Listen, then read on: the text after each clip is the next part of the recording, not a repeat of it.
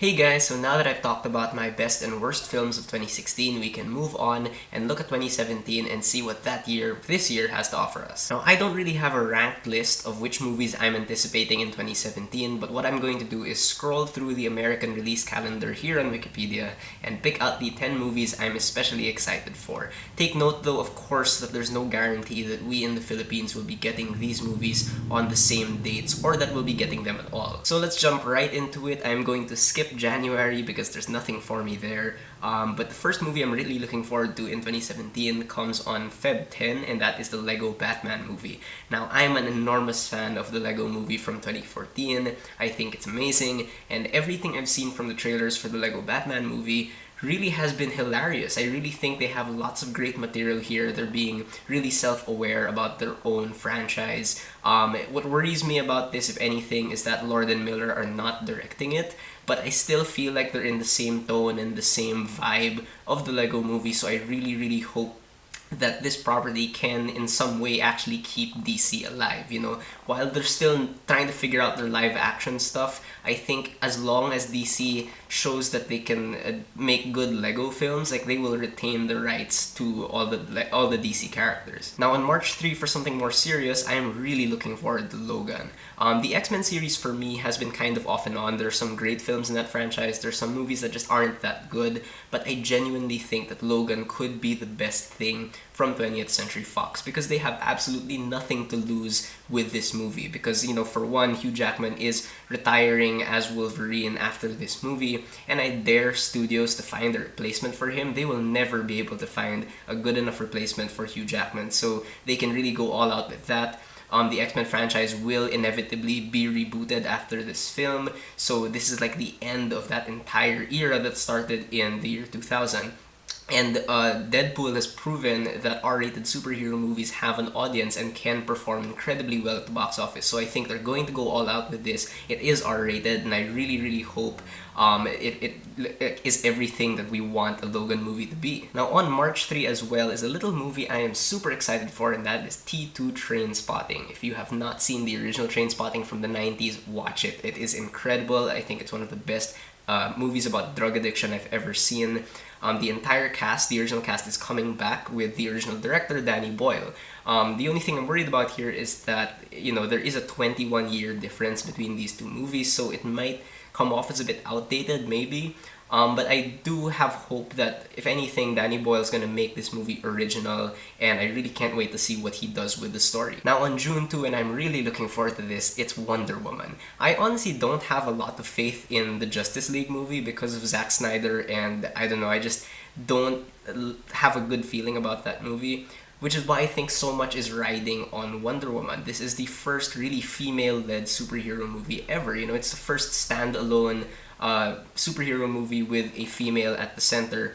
And then the director, Patty Jenkins, is a woman. So I really think this will go a different direction from the previous DCEU films. And I really think it's what DC needs, because I'm personally getting tired of just how pumped with testosterone BVS and Suicide Squad were. Not that testosterone's a bad thing, it's just that they kind of came off as self-indulgent and frat boyish, and I just feel like Wonder Woman is such a clear vision and will be exactly what DC needs. I don't even require it to be great. I just want it to be a good movie for once, and I'm gonna be really happy. Now on June 16, and some of you might think I'm being crazy, but I am actually looking forward to Cars 3. I am absolutely sold on that one teaser trailer with Lightning McQueen crashing and flipping around. My opinion of this movie could totally change when a new trailer comes out. I'm pretty certain they're not gonna go as deep and dark as that teaser trailer suggests. But I really do hope they take a, pun intended, hard left turn with this franchise. I think Pixar is completely aware of how bad a rap Cars 2 got. And I really think that they'll do something to remedy that, and I believe Pixar still has it in them to make something dark and with a lot of feels. Now on July 7, one of my most anticipated summer movies is Spider-Man Homecoming. Spider-Man is my favorite superhero ever. Like, I don't read the comics though, but based on the movies and other media I've been able to see, he's my favorite, and it really hit me when I saw the trailer. I was thinking, he's back, like Spider-Man is back. And it's just so cool that they're making this like a high school coming of age story as well, which I think is the perfect way to go with this character.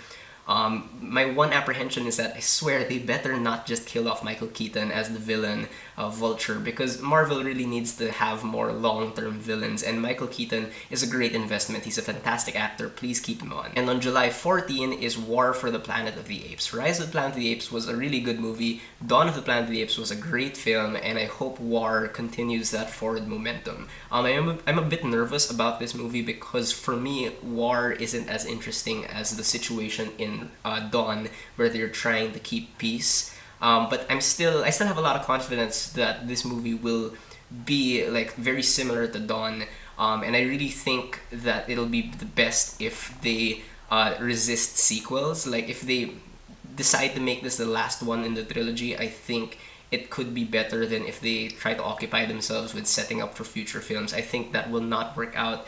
I think if they keep it at 3, it'll be great. Now, heading into the last quarter of 2017, one movie I'm totally looking forward to that I know nothing about is Blade Runner 2049, coming out on October 6th. I actually haven't seen the first Blade Runner film. I know. Now I have an excuse to. But the trailer completely sold me, and the fact that Denis Villeneuve is directing it really sells me even more, because, you know, he's one of the best directors working today. Of course, he did Arrival, which we're getting later on this year, but he did also Sicario, Prisoners, Enemy. He's just such an original director. And, you know, even if I know nothing about this franchise, the world that I saw in the trailer and the atmosphere, the tone, really fascinates me. Now, on November 3, I am really looking forward to Thor Ragnarok. In retrospect, the first 2 Thor movies really aren't that good, but I have so much faith in this project because of one man. His name is Taika Waititi. He's the director. I actually haven't seen What We Do in the Shadows yet, but I've seen Hunt for the Wilder People, which is one of my honorable mentions for the best of 2016. It's such a great movie, and he's such a fun, original director. So you can kind of abandon hope that Thor Ragnarok will be as gritty as you want it to be. It's definitely not going to be dark, I think, but I'm hoping it can at least be unique. And, you know, given the news that the Hulk is going to be in Thor Ragnarok, given the possibility that Doctor Strange is going to be in Thor Ragnarok, you have all these weird elements, and I think Taika Waititi is the guy who can make it work. And finally, on December 15, of course, is Star Wars Episode 8. Of course I'm looking forward to this movie. I think I'm in the minority. I hope it's not a minority, but I still think Force Awakens is an amazing film. But I'm totally confident that they're not going to do what they did with that movie with Episode 8. They're not just going to imitate Empire. And again, it's because of, I have confidence in that because of one man, the director, Rian Johnson. If you look at Rian Johnson's body of work, it's just so impressive. He did Looper, which is one of my favorite movies of 2012, a really original and dark time travel movie. But more importantly for me, he directed 3 episodes of Breaking Bad, a television series you should absolutely see. I love it to death. And he directed quite possibly the best episode of that show, Ozymandias, which is super dark. So I believe Episode 8 will have that same kind of tone, and it'll definitely be unlike anything I think we've ever seen from the Star Wars franchise. Alright, so those are some of the movies I'm looking forward to this year. I know I didn't mention a lot of others, so feel free to point out to me what I may have missed, what you're excited for, or let me know what you think of the movies I did mention. Yeah, so whatever you guys think, whether you agree with me or not, please leave me a comment. Let's have a conversation.